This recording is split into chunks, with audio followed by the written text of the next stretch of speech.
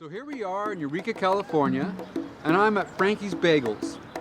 The other day I came by and Steve, the owner, told me that he made the best bagels on the West Coast. Well, I'm now back here on Saturday morning and I want to see if that's true. There's a lot of cars in the parking lot, it's really busy inside, and I want to go inside to what I believe just may be the best bagels on the West Coast. My name is Rebecca Band. I'm the co-owner here at Frankie's New York Bagels in Redwood Acres. At Frankie's, we're offering you a taste of New York in the Redwoods. So we craft them by hand. We boil and bake them. They've got a really crispy, crunchy crust, and then a soft, warm, and chewy interior.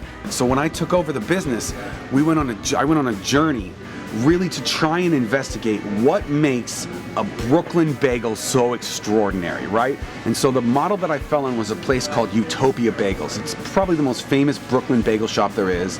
The owner of Utopia Bagels is so generous with his time and so generous with the, his commitment to the bagel community that he's done a bunch of videos. And if you can watch through a lot of this stuff online, you can pick up stuff, maybe that they're not saying out loud, but stuff in the background, a little bit here and there. And through all those investigations, I was able to piece together the recipe that they use in New York. So what we're doing, right, is we're boiling bagels that have been sitting overnight in the fridge, right?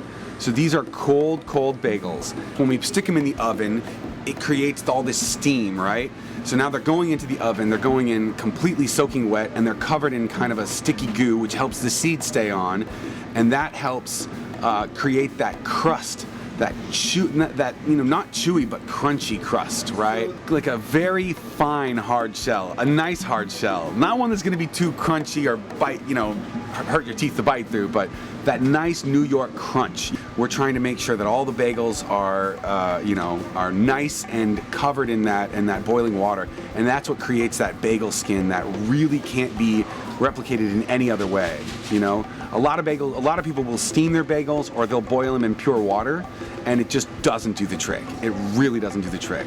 And then after that, we are taking the bagels out of the water, we're sticking them on our trays, and we're spraying them down with a little bit more of that kind of same solution, a concentrated version of that same solution, in order to promote adhesion of our seeds. We want every bagel to look and taste magnificent, so we want all the seeds we can get to stick on that bagel.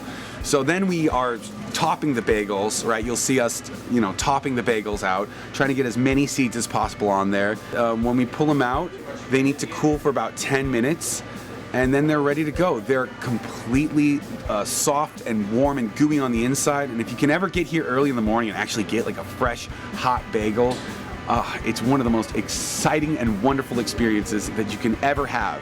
The best breakfast food, surely. Quickly, what am I seeing right here? Sure. So the poppy seed bagel here is got our classic breakfast, your bacon, egg, and cheese. Here in the middle, we've got a salt bagel with our house-made pickle cream cheese, and so it's got dill, it's got pickles inside of the schmear, it's whipped, it's here made by hand. It doesn't contain any fillers or preservatives, just 3 ingredients: cultured milk, cream, and salt. Here on the far side, we've got our special of the week. We call this one the Humboldt. It's got our house-made pickled red onions.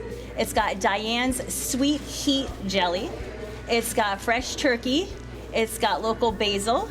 And then it's got our house-made strawberry cream cheese on there. The dill pickle cream cheese is something that Frankie was offering since the earliest days of this business. And so when we took over the business, we held on to the dill pickle cream cheese. He also was serving a garlic and chive cream cheese, which we still carry. We added in a jalapeno cream cheese. We've got our plain cream cheese. And then every week we're also making up specialty cream cheeses based on the ingredients that we have available. So this week we got some fresh strawberries, so we made some fresh strawberry cream cheese. Our kitchen manager, Huck, candied some jalapenos, so we made some candied jalapeno cream cheese as well this week. But every week we also have specialty flavors to try out. If you like to try something new, there's always going to be something new to try here.